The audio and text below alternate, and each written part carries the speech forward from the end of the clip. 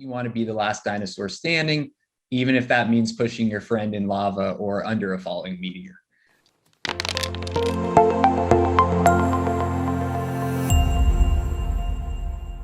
Hey everybody, Rob Weincoop here from KickstartedGames.com, coming with you with another Kickstarter creator interview. We've got Arrio Amirgholi from Dallas, Texas. Arrio has a new game that's live on Kickstarter right now called Dino Dodge. Hey Arrio, how are you? Hey Rob, I'm doing good. Thanks for having me on. I really appreciate it. It's exciting right now because the game is live. It's also a little nerve-wracking because you never know how it's going to go, but I really believe in this game and I think it's a lot of fun. So, well, excellent. So, you've already launched, and I see that you're what, 40 something percent to your first funding goal. So that's exciting. Why don't you start by telling us a little bit about Dino Dodge and what we can expect from this game? Yeah, no, absolutely. So Dino Dodge is a lighthearted and lightweight take that survival card game of dinosaurs trying to survive the apocalypse. So the object of the game is very simple. You want to be the last dinosaur standing, even if that means pushing your friend in lava or under a falling meteor. So that's the basic premise of the game. It's 2 to 5 players. At the beginning of the game, you're going to pick one of the 5 unique dinosaurs. We actually have a total of 8 dinosaurs, depending on the pledge that you go into. But it is 2 to 5 player game no matter what. Each dinosaur is a little unique the way that they play. And it gives you the ability to do some fancy movements. You'll play cards from your hand to move your dino meeple to dodge meteors, dodge lava, and then, like I said, kind of push your friends in lava or under a falling meteor to try to eliminate them so you could win the game. All right, I'm scrolling through your Kickstarter page right now. Yeah. Why don't you talk us through a little bit of the gameplay action here? Oh, yeah, definitely. So it's a really simple game. So, I love simple games because I can play them with the people I love. So like, not everybody in my family is, a hardcore gamer. I'm an only child. So if I ever wanted to play with somebody, it was, it was a very simple game, things like that. Right. But I like more engaging games. So I wanted to make the game simple enough that you could play with anybody, but have the engaging parts of fun games that I like, right? Like some more role-playing abilities. So when you start the game, when it's your turn, you're going to add a meteor above any of the 8 tile spaces. And your meeple, your dinosaur meeple, is going to occupy one of those tile spaces at the start of the game. So you see where people are, and you'll get to put a meteor over them. Each meteor has a ticker on it, so you'll see how close it is to falling and landing on the tile space. If you're underneath it, you're going to have a chance to get out. If you can't, you die. So you get a little bit of power on your turn to place a meteor. The next thing that you can do is you can play your action cards from your hand. So the cards are simple. They either have text on it. You play it for the text, like that card says move you. You just simply pick up your pawn and you move it 1 space to the left or to the right. Cards are basically the main resource of the game. You start your hand with 5, the max is 5, and they're the most important resource in the game because the way you can dodge and the way you can push people under things. Your cards can also be used to do something called land effects. And so in the top left corner, there's one of 4 unique icons, Rob, and those icons are also located on all the land tiles. So if your dinosaur occupies the same space, you can actually play the card instead of its text and use that unique power. So the one that we see here is move the meteor. So this one will actually let you move a meteor that was placed 1 space to the left or to the right. So you can kind of foil somebody by moving a meteor if you position yourself right. And then the third action you can take, again, it's very simple, is your dino power, which is you play 2 matching color cards and you can use your unique ability. Next, what you'll do is after you played your cards, you basically say, hey, I'm done. And everybody rotates all the active meteors. They start falling down. If you're under a meteor, you can draw a card. So we want to reward you for playing chicken with the meteors. And then what we do is a simple boom check. There's boom listed on all the meteors. If any of the meteors are on its boom side, then we're going to go ahead and go into the boom phase, which is where people are going to have to dodge the active meteor. And that's right below this part right here. in the boom phase, you'll basically just have to play one single action to get out. So a single action is one card, is using a land effect, or is using your dino power. It's one single action. However, if you're on what is called the lava side of a land tile and a boom, it's called a deadly impact. It's a certain situation that requires more resources. I forgot to mention, but also very important, that when meteors boom over land tiles, it actually flips the tile over and turns it into lava. Meaning you can't end your turn there or you'll be eliminated from the game. And then it creates this more deadly scenario. You keep repeating this phase, these phases until there's one dinosaur left standing. So like I said, it's pretty simple. It has some, rules that you have to remember at the beginning, but after your first or second game, you've got it down. Takes about 20 minutes. All right. Well, thank you so much for walking us through it. I like the graphics that you've got here on your Kickstarter page. Oh, thanks. Great.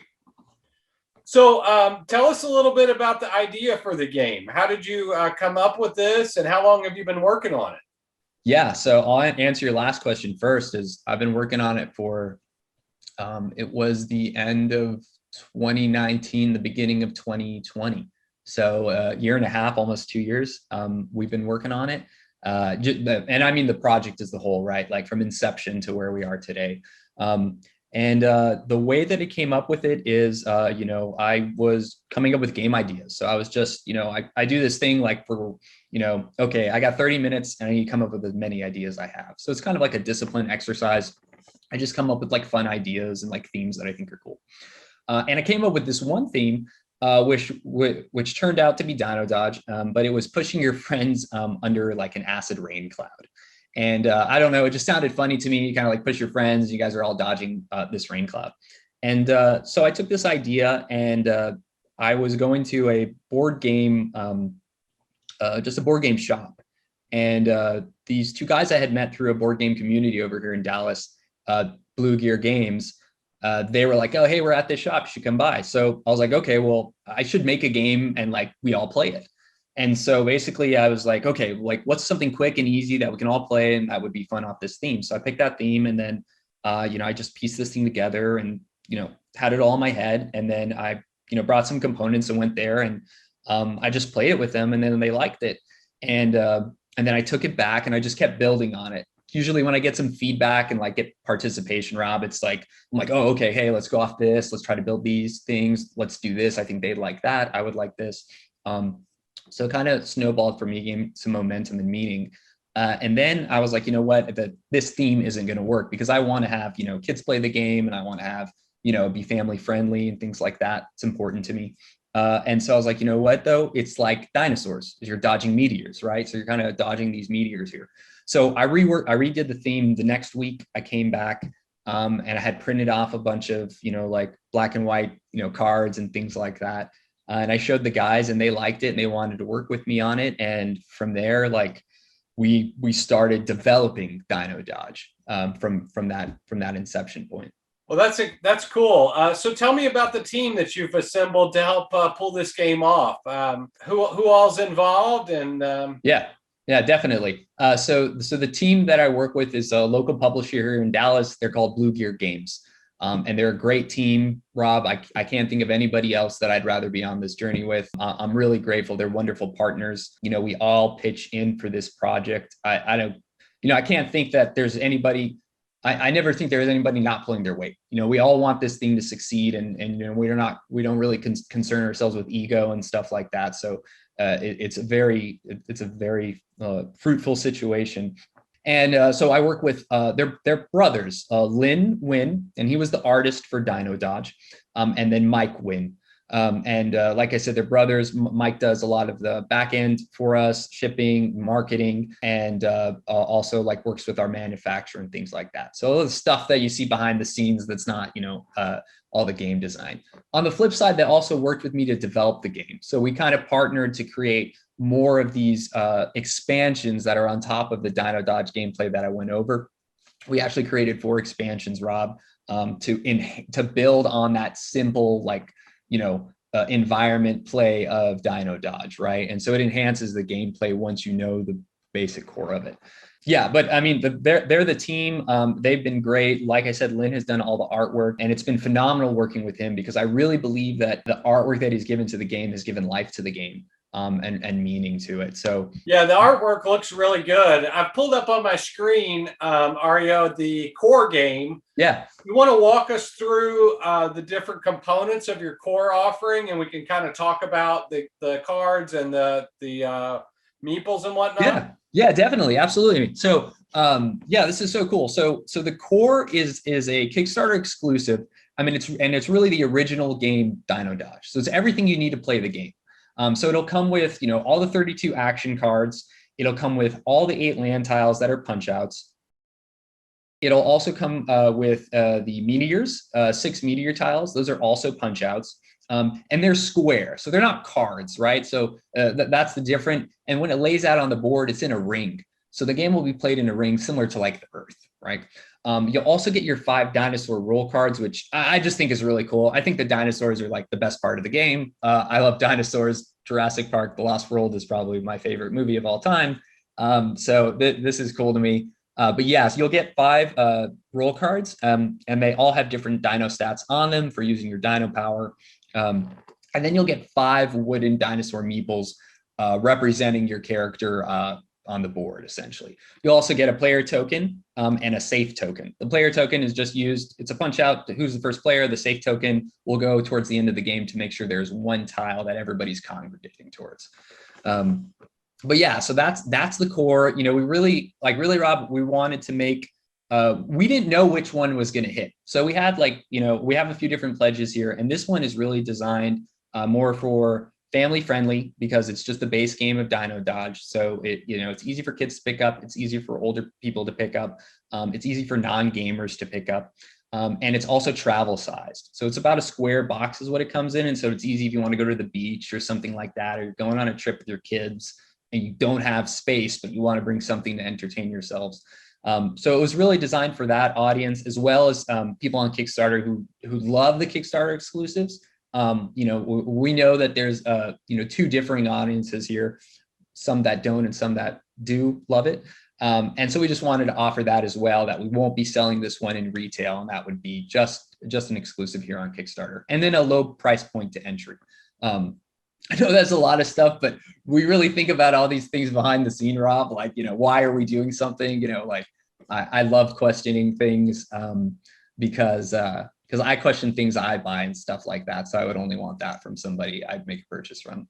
So I was going to put you on the spot and try to see if I could quiz you on your paleontology skills. Okay. But you've got the names of the type of dinosaurs up here. So what is the yellow one? That's the Ankylosaurus. Ankylosaurus. I don't know that I've ever heard of that one. You haven't heard that one? It's got you see, it's got like the armored tail. It's like got a stone on its tail and it swings its tail to hit dinosaurs. I like it. I think that's awesome. I recognize most of the others, but that was one that I'm not a dinosaur expert. Just sure. It's the board game salesman. Nice, man. No, it's all good. Yeah, dinosaurs are. I actually used to want to be a paleontologist when I was a kid. So this kind of. I'm with you on the Jurassic Park. That was one of my favorite movies. So. Oh yeah, awesome. Oh, that's so cool. So this one here is the more deluxe version that I'm scrolling down here, and this has got some additional. It looks like expansions. Mm-hmm. You want to talk about some of them and maybe some of the extra components that are part for playing that? Yeah, absolutely. I'll definitely go ahead and share here. So this is the deluxe version of Dino Dodge. It's called Dino Dodge Survival of the Fittest. And it is a rectangular box. So it's actually a separate box and separate artwork, as you can see here. And it comes with everything that you saw in the core, plus 4 expansions. And so those expansions are Mysteries of Mother Earth, Cataclysmic Events, Primal Powers, and the last one is, what is the last one? Prehistoric Pals. That is with a pterodactyl and dino egg. So we introduced some new dinosaurs, but really they're mechanics, Rob. So I'll just touch on these I'll touch on the high point real quick about this whole thing is that, I really designed the expansions to be played depending on who's at the table and who wants to play with what. So each one of these 4 expansions can be played independently, mixed and match, or with them all together. So you can play for the whole experience by playing them all together. If you guys have the capacity to learn all these things, if you're playing with, your son, maybe somebody who's like 11 or something like that, or 10, and you don't want to do everything, you can say, hey, he really likes the primal powers and the events because they're fun. So we're just going to play with those, and the game functions just fine, right? So that was our intention with these, and they really came out quite fun, I think. The primal powers allows you to modify your dino power. So you can add like 1 stat to one of those icons you saw on the roll cards.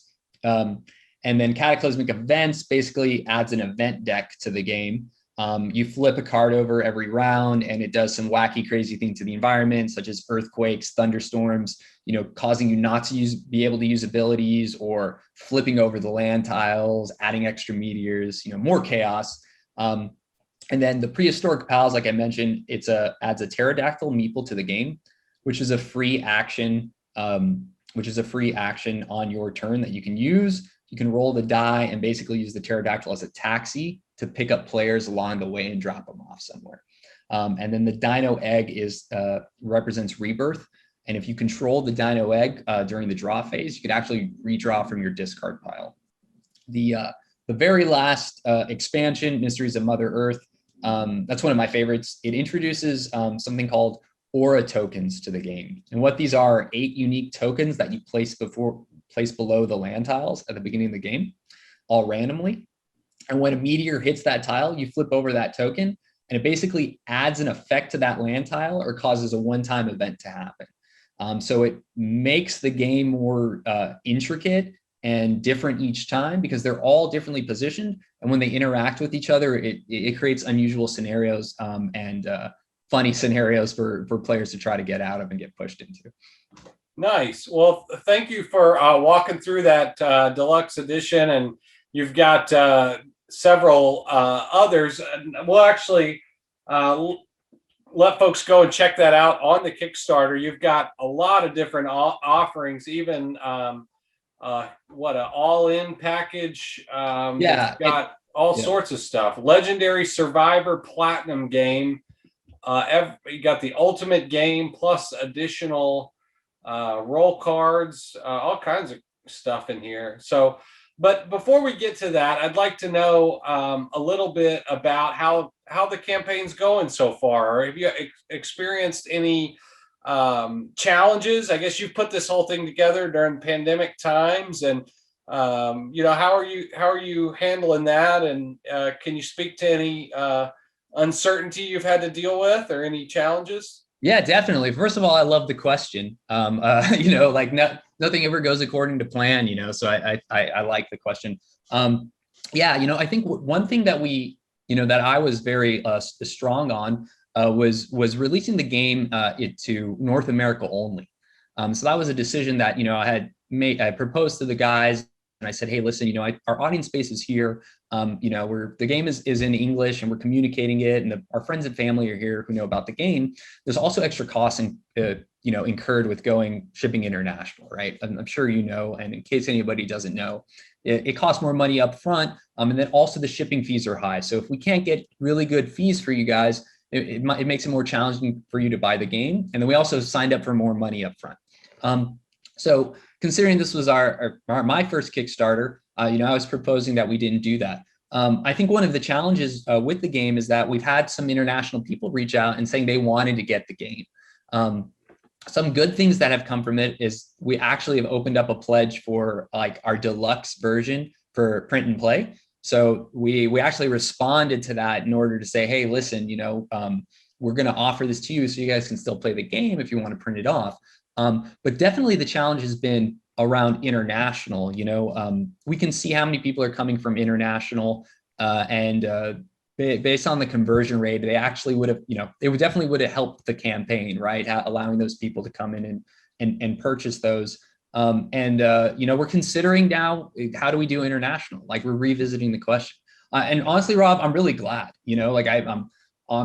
I by no means know it all or anything like that. I think it was just an educated, stance that we took. And now we're looking to pivot. Is there more of a demand for international, and then how can we meet that demand by making fair rates? Yeah. And so that's actually what we're doing right now. This week, we've been reaching out to a bunch of other fulfillment companies, seeing how we can do that. And we're hoping to get a response soon. We need to wait for a few more, but that has been some uncertainty, as whether or not we want to do international shipping. Awesome. Well, thank you for your answering that question, and definitely hope that you'll be able to work something out, and I'm sure you will. Thanks. Let's talk about the, I was looking at, looks like the most backers that you have right now have actually taken your ultimate pledge. Yeah. So let's talk about that. So I don't want to miss that, since that's where you've got the bulk of, it seems like the bulk of your backers are backing it at this full ultimate pledge level. So let's talk about everything that comes in it.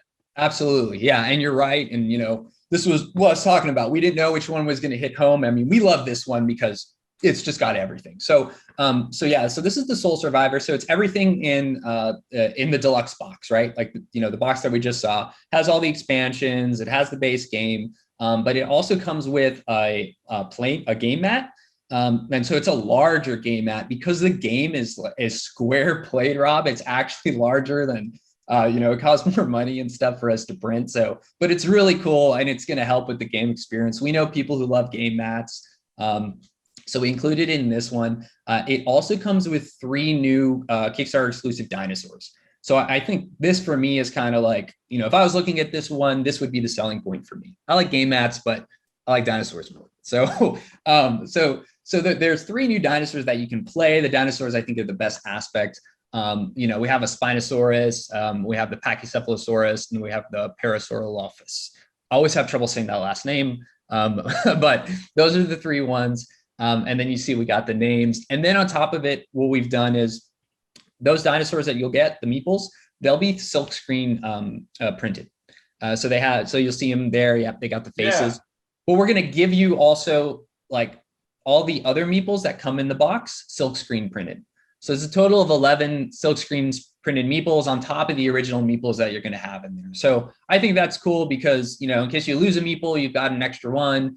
You want to, just collect these ones and keep them on display, you can do that, vice versa, whichever one's your preference. I love the fact that we were able to do this. It was, I didn't know the logistics of this all, and the team walked me through it and stuff. And so I'm glad we could do it. Well, let's also talk about the granddaddy of them all, your legendary Survivor Platinum package here. Absolutely. So, I'll be straight honest with you. These are for those gutsy dinosaur believers who want to go above and beyond and support us and get that extra service. So this basically, you get all the pledges, everything and all the other pledges. And then the main 2 services that we offer, which we think are really cool, are you basically get to customize all the dinosaur cards. So you get to pick the names of all the dinosaurs. So, for example, if you want to have your family, you can say, I want, my son's name on the Brontosaurus, so my daughter's on the T-Rex. And you get to pick all the names of all the dinosaurs yourselves. You also then get to pick the color of all the dinosaurs. And then we'll go ahead and we'll print those dinosaurs for you. So you get those unique colors. So if you didn't like the color, you want to change it yourself, you do it here, and we work with you too. We work with you through the whole process. That's the crux of what it is. Obviously, I come from service, and so our whole thing is service in that part. And anybody who gets in that one, we stay in quick and direct contact with. Awesome. Well, that's really cool. It looks like you've got a couple of stretch goals and things in here. Once you hit your funding goal, you're going to add some additional events, and then you've also got some opportunities to add that higher quality linen finish on your card stock. So that's nice there. And they're not too far off your funding goal either. So it looks like they'll be pretty attainable for you. So that's exciting to see. Yes. And so great buzz here. You guys have put together a heck of a Kickstarter launch page here. Thanks. I think it looks really sharp. Awesome. I'm going to share. Let me share one more thing off that.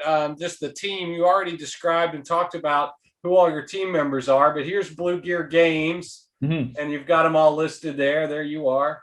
Yep. And Yep. and your fellow creators there. So that's one thing we love to share new creators. And you know, I'm not too familiar with Blue Gear Games. Do they have they done other Kickstarters in the past? Yes. So their flagship game, their first game is Knights of Glory. It's your push your luck bluffing game. And so they actually went and they did self-printing on that one. And so that one is available on their website. You can get it from them.